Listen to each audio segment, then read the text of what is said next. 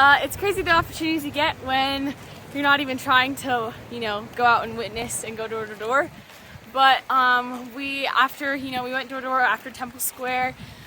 We all went to Bridal Veil to kind of relax and just look at the beautiful falls. And it ended up that while we were there, I was just kind of getting my feet wet in the water. And I was turned around and had my back face to a lady kind of soaking her feet while she was sitting on the bridge. And she asked me if she could ask me about my shirt.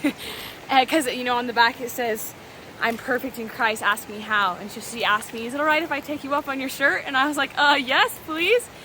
And she was like, "Okay, so what is that?" And I was like, "Have you ever heard the phrase, be ye perfect?" And I kind of told her about how I was in Salt Lake with the ministry trying to spread the gospel. And she was like, "I've heard it before." And I was like, "Yeah, so it's in Matthew 5. And I told her about God's standard of holiness, to be in his presence, and how it's impossible to be perfect. And then I told her how, of course, good works are not obsolete. Like, you're a new creation if and when you accept that gift of perfection that Jesus has already accomplished. That good works are a natural manifestation, a lot like how an apple tree bears apples, right? It's not the apples that make the tree, it's the tree that bears the apples. And she was like, "That makes a lot of sense. I've never heard that before, but wow." And she was like super kind of like, she had a really good understanding of it. All of a sudden she grasped it right away, and she was like, "Wow, that makes so much sense." And so I continued to tell her, like, you naturally become a new creation in Christ once you accept that gift of perfection.